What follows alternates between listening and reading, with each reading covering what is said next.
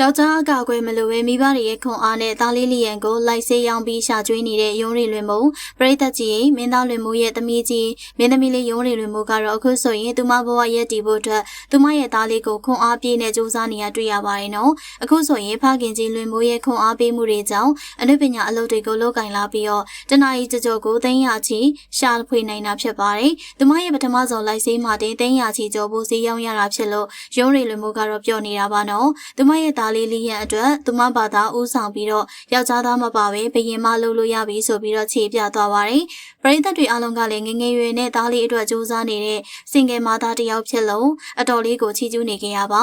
ရုံးရီလွင်မို့ရဲ့အရေးအချင်းကအများနဲ့မတူတဲ့အတွေးခေါ်တွေအားလုံးထက်သာတဲ့စဉ်းစားပုံတွေကြောင့်တစ်ချိန်မှာဒိတ်ဒိတ်ကျဲမင်းသမီးတစ်ယောက်ဖြစ်လောက်တယ်လို့ထင်ကြေးပေးနေကြပါပြီဒီတော့ပရိသတ်ကြီးအခုလဲကြော်ညာတွေရိုက်ရုပ်ရှင်တွေရိုက်ကူးပြီးတော့သူမရဲ့ဘဝကိုတိုးတက်အောင်ရှောက်လန်းနေရကြောင်းအကယ်ဒမီမင်းသမီးတစ်ယောက်ဖြစ်ပါစေနော်နောက်ပြီးတော့သူမဘဝတစ်လျှောက်လုံးနိုင်ငံသားမှာပဲနေလာတာကြောင့်ဒီနိုင်ငံကမင်းသမီးတွေထပ်ပို့ပြီးတော့အရေးချင်းရှိကပုံမတောက်ပြောင်နေတယ်လို့ပြောဆိုကြပါတယ်ရုံးရီလွင်မို့အနေနဲ့သားလေးလျံအတွက်ဒီလောက်ထိစူးစမ်းနေတဲ့မိခင်ကောင်းပီတာနေရပါမှတ်ချက်လေးကိုလည်းပြခဲ့ပါအောင်ရှင်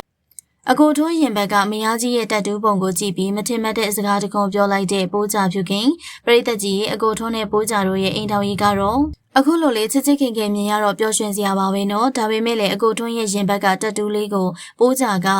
မထင်ထားတဲ့စကားလေးပဲပြောခဲ့တော့ပရိသတ်တွေကအင်အားသင့်သွားခဲ့ပါတယ်အကိုထွန်းကသူ့ရဲ့လက်တွေအားလုံးမှာကလေးလေးတွေရဲ့ပုံတူတက်တူးလေးတွေကိုထိုးထားပြီးတော့ရင်ဘက်မှာတော့မယားကြီးရဲ့ပုံတူတက်တူးနဲ့ပိုးကြဖြူခင်ရဲ့ပုံတူတက်တူးကိုတစ်ဖက်တစ်ချက်ထိုးထားခဲ့ကြတာပါဒါကြောင့်လေပိုးကြဖြူခင်ကသူမရဲ့ပုံနေရာကိုကြည့်ပြီးတော့အဲ့ဒါဘဲကောင်းမလေးပုံလေးဆိုပြီးပြောခဲ့ရကြောင်းလူပြောများနေခဲ့တာဖြစ်ပါတယ်မယားကြီးရဲ့ပုံကိုပြောတာလားသူမရဲ့ပုံကိုပြောတာလားမသိခွေတော့အဲ့ဒီဗီဒီယိုကလူကြည့်အများဆုံးဖြစ်သွားခဲ့တာပါအကိုထွန်းကလည်းသူချစ်တဲ့အရာတွေကိုသူ့ရဲ့ခန္ဓာကိုယ်မှာနံပါတ်1ထိပေါသွားမဲ့တက်တူးတွေကိုထိုးထားတာကြောင့်သူနဲ့နီးစပ်သူတွေကိုသိချရတာတွေ့ရပါတယ်ပိုးကြလေးနဲ့အကိုထွန်းတို့ကလည်းအခုဆိုရင်နောက်ထပ်ရင်သွေးလေးလည်းထပ်ရနေပြီမလို့အတော်လေးကိုတာယာတဲ့ပျော်ရွှင်စရာကောင်းတဲ့မိသားစုဘဝလေးကိုတွေ့ရပါတယ်ဒီတော့ပရိသတ်ကြီးတက်တူးဆိုတာကိုတကယ်ချစ်မြတ်နိုးသူတွေရဲ့အမတ်တရားတွေကိုထိုးတာကြောင့်အကိုထွန်းလိုအမျိုးသားကတော့ချစ်တက်လွန်းသူပါပဲနော်ပိုးကြလေးလည်းပရိသတ်တွေပြောသလိုပဲချမ်းသာတာပဲရှိပြီးသူမရဲ့အနုပညာလမ်းကြောင်းမှာအကယ်ဒမီလေးတော့ရစေချင်ပါသေးရဲ့